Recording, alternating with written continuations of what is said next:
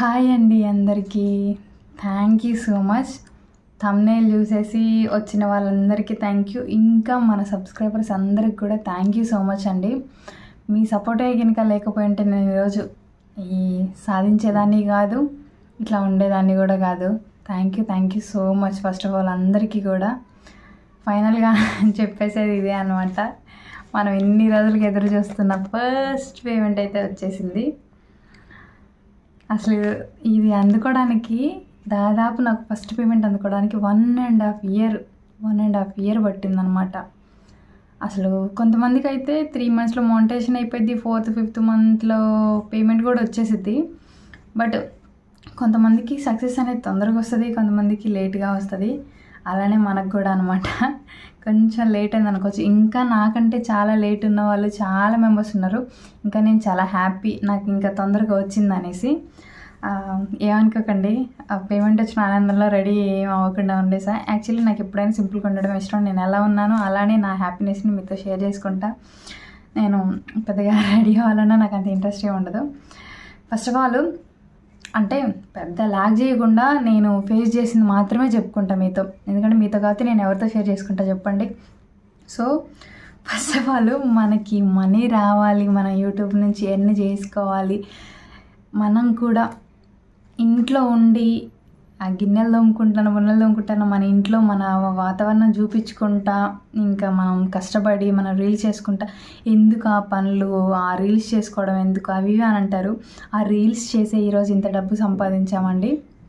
ఇట్లా ఇంకా చిన్న చిన్న యూట్యూబర్స్ కూడా చాలామంది ఉన్నారు. చాలామంది కూడా ఇంతే. వాళ్ళ కష్టం వాళ్ళు పడతా వాళ్ళు చేసుకునేది ఎవరికి అర్థం కాదు. ఎంతసేపు ఉన్నా జస్ట్ అనుకుంటారు వీళ్ళకి ఏం పని పాట లేక యూట్యూబ్లలో ఉండి ఆ రీల్స్ ఈ రీల్స్ చేస్తారని. పని పాట ఏం లేకుండా ఎవరికి ఉండదండి. అందరికి ఎవరి పని వాళ్ళకు ఉంటుంది, ఎవరి లైఫ్ వాళ్ళకు ఉంటుంది. వాళ్ళ ఒక్క వీడియో షూట్ చేసి అప్లోడ్ చేయడానికి కూడా ఎంత కష్టపడతారో అది చేసే వాళ్ళకి మాత్రమే తెలిసిద్ది అనమాట. ఇట్లా కూర్చొని జస్ట్ ట్రోల్ చేసినంత ఈజీ కాదు. వీడియోలు షూట్ చేసి ఎడిట్ చేసుకొని వాయిస్ ఓవర్లు ఇచ్చుకొని అప్లోడ్ చేసుకోవాలంటే ఏది ఊరికనే రాదు కదా. ఏ పనైనా సరే మనం దిగితేనే తెలుస్తుంది అంటారు. సో నాకు అలాగే. ఫస్ట్ ఆఫ్ ఆల్ ఇంకొక నేను చిన్న విషయం చెప్పేది ఏంటంటే, ఎవరైనా సరే ఫస్ట్ యూట్యూబ్ స్టార్ట్ చేయాలనుకున్న వాళ్ళు ఫస్ట్ అన్నీ తెలుసుకోండి. మీరు తెలుసుకోకుండా యూట్యూబ్లోకి వచ్చాక అన్నీ తెలుసుకొని ఆ తర్వాత చిన్న చేసుకోవచ్చు అని మాత్రం రాబోకండి. అలా వస్తే సక్సెస్ అనేది చాలా లేట్ అవుతుంది. ఫస్ట్ మీరు ఈ కంటెంట్ క్రియేట్ చేయాలనుకుంటున్నారనేది తెలుసుకోండి. తర్వాత డైలీ ఎన్ని వీడియోస్ అప్లోడ్ చేయాలి అనేసి, ఇంకా ఒకళ్ళ వీడియోస్ అప్లోడ్ చేయలేని సమయంలో ఏం చేయాలి అనేసి. ఇంకొక విషయం ఏంటంటే, మీరు మిక్స్డ్ కంటెంట్ పెట్టేసేయచ్చు. పర్టికులర్గా ఇదే కంటెంట్ పెట్టాలని కాదు. మీరు ఒక ఛానల్ పెట్టుకున్నారు, ఆల్ ఇన్ వన్ అనేసి అన్నీ పెట్టేసేయండి. ఆ ఛానల్లో నేనేం పెట్టేసి ఇట్లా సజెషన్ చేస్తున్నా, జస్ట్ నేను అంతే, పర్టికులర్గా చెప్పట్లేదు. ఆల్ ఇన్ వన్ అనేసి ఇట్లా పెట్టేసి ఏదో ఒకటి మీరు ఫస్ట్ రీల్స్ చేసుకోండి, మీ కిడ్స్తో చేయండి, ఇంకా కుకింగ్ చేయండి, బయట వ్లాగ్స్ చేయండి, ఇంకా డ్యాన్స్, ఇంకా సాంగ్స్ పాడండి. ఇట్లాంటివి చాలా మీకు అనిపించేవి అన్నీ పెట్టేసేవచ్చు. ఏవైనా మిక్స్డ్ కంటెంట్ కూడా పెట్టుకోవచ్చు. కానీ ఒకళ్ళ కంటెంట్ తీసుకొచ్చి పూరా అసలు ఏ కంటెంట్ మనం యూజ్ చేయకుండా, మన ఫేస్ లేకుండా, మన వాయిస్ లేకుండా, వాల్యూ ఏది మనం ఇవ్వకుండా వేరే వాళ్ళు ఎవరైనా వీడియోస్, యూట్యూబ్ వాళ్ళే తెలివి తక్కువ వాళ్ళు కాదు, మీరు ఇన్స్టాగ్రామ్ కాబట్టి ఇంకొక నుండి తీసుకొచ్చి పెట్టినా సరే వాళ్ళకి అర్థమైపోయింది. వాళ్ళు వాటికి రెస్ట్రిక్షన్స్ అనేవి వేస్తారనమాట, కమ్యూనిటీ గైడ్లైన్స్ అనేవి. సో అవన్నీ కూడా చూసుకొని మనం ఎలాంటి వీడియోలు పెట్టాలి ఏంటి అనేది ఎంచుకొని, ఇంకొకటి వీడియో అనేది క్లారిటీగా ఉండడానికి చూసుకోండి. ఇంకొక విషయం మెయిన్ వచ్చేసి మీ వాయిస్ ఓవర్ ఇవ్వడానికి ట్రై చేయండి. ఫస్ట్లో మాకు తెలీదు, తర్వాత July 15th ఆ టైంలో ఒక రిస్ట్రిక్షన్స్ అనేది తీసుకొచ్చింది యూట్యూబ్. అప్పటి నుంచి అందరికీ బాగా అర్థమైపోయింది అనమాట. ఇప్పుడు మనం ఇంత ఏం చేస్తున్నాం దీంట్లో ఇప్పుడు మనం మ్యూజిక్ వాడామనుకో, మన వాయిస్ ఓవర్ ఇవ్వకుండా మ్యూజిక్ వర్డ్కి ఒక 30% అట్లా 10% వాళ్ళకి, ఇంకొక 20% గూగుల్ వాళ్ళకి, ఇట్లా పోద్ది అనమాట. అదే మొత్తం మీ కంటెంట్, మీ వీడియో, మీ వాయిస్ కూడా మీదే అనుకోండి, మొత్తం పేమెంట్ అనేది కొంచెం యాడ్సెన్స్ వాళ్ళు యూట్యూబ్ కట్ చేసుకొని ఇంత పర్సెంటేజ్ అనేది ఇంకా మిగతాది మొత్తం మీకే వస్తుంది. వేరే వాళ్ళు కట్టవలసిన అవసరం లేదు డైరెక్ట్గా. ఇప్పుడు అంటే సపోజ్ $1 మనకు వచ్చింది అనుకో, దాంట్లో ఒక 30% యూట్యూబ్ తీసుకున్న 70% మీకు ఇచ్చేస్తుంది. అంటే 30 అంతేం తీసుకోదు, జస్ట్ ఎగ్జాంపుల్కి నేను చెప్తున్నాను అనమాట. సో అలాగా మ్యాక్సిమం మీ వాయిస్ ఓవర్ ఇవ్వడానికి ట్రై చేయండి. ఇంకొక మంచి ఆప్షన్ ఏంటంటే, నేను చేయలేదు కానీ నాకు తెలిసినవి నేను మీకు షేర్ చేసుకున్నా.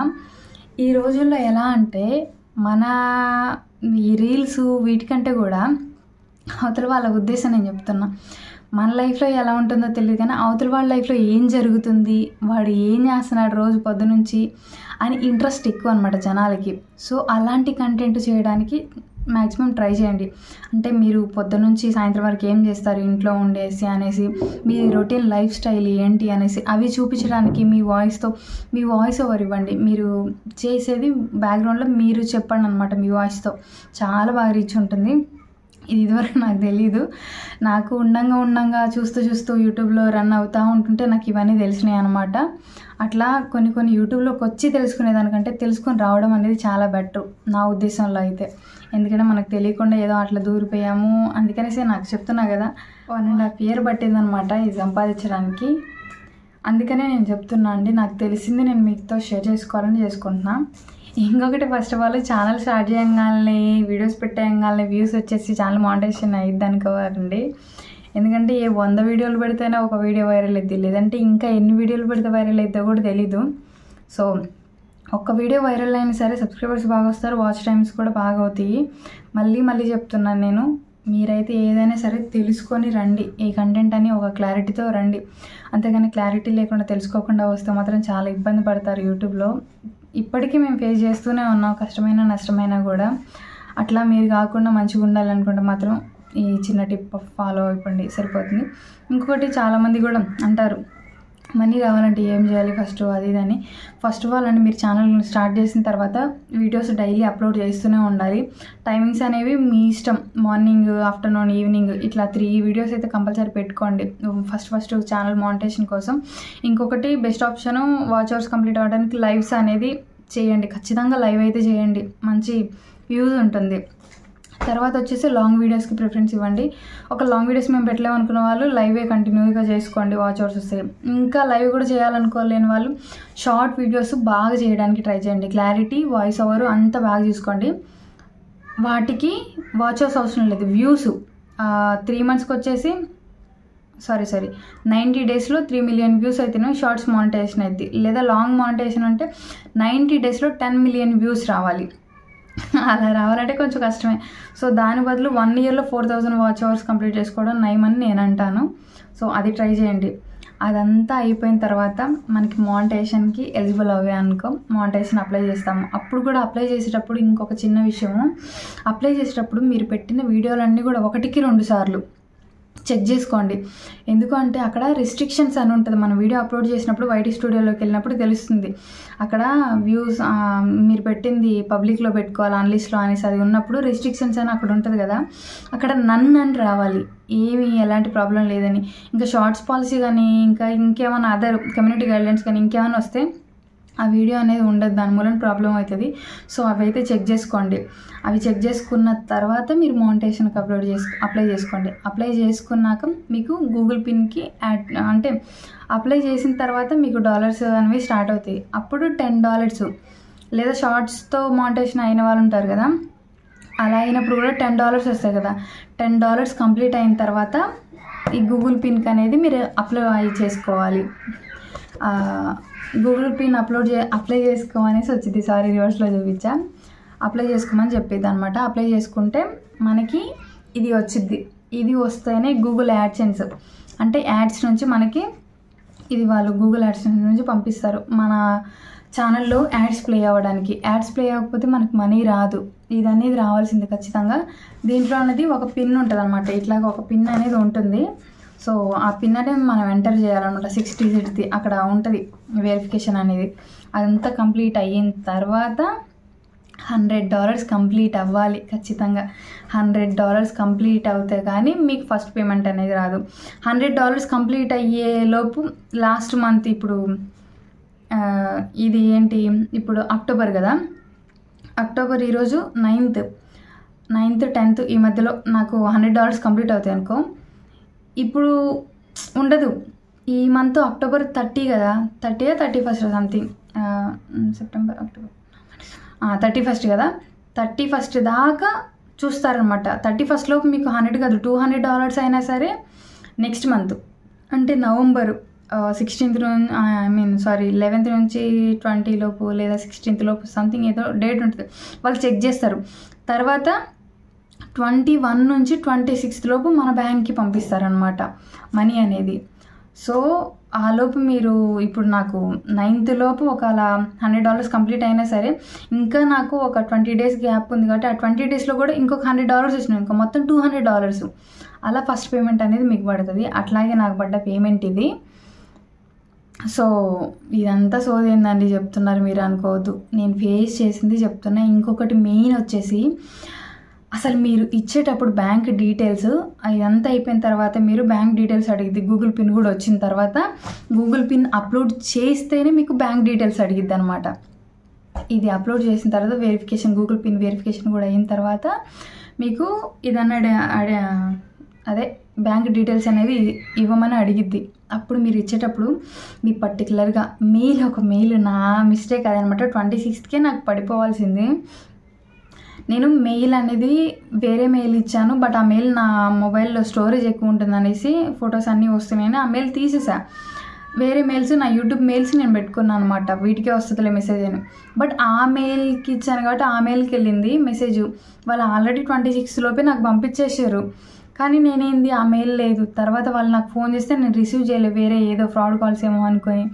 అలా అయిన తర్వాత ఫైనల్గా మొన్న బ్యాంక్ వాళ్ళు ఫోన్ చేశారు, మేడం ఇట్లా మీకు ఒక యూట్యూబ్ నుంచి ఇట్లా పేమెంట్ అనేది వచ్చింది, బట్ మీరు రిసీవ్ చేసుకోవడానికి ఏమీ కొంచెం రెస్పాన్స్ అవ్వలేదు ఏంటి అని అంటే, నాకు ఎలాంటి మెసేజ్ ఏం రాలేదని చెప్పిన.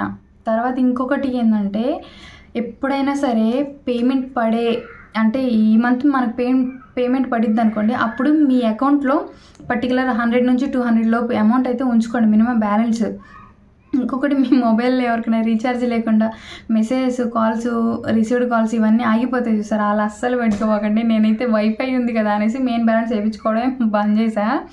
అలా నా ఫోన్పే పని చేయలేదు, గూగుల్ పే పని చేయలేదు, యోనో ఎస్బీఐ పని చేయలేదు, ఏది పని చేయలేదు. నాకు అసలు మెసేజ్ కానీ ఏమీ రాలేదు. నేను చేసిన మిస్టేక్ అదనమాట. లేకపోతే నాకు 26 లోపే వచ్చేది. లేట్ అవ్వడానికి నా పేమెంట్ ఇది ప్రాబ్లము.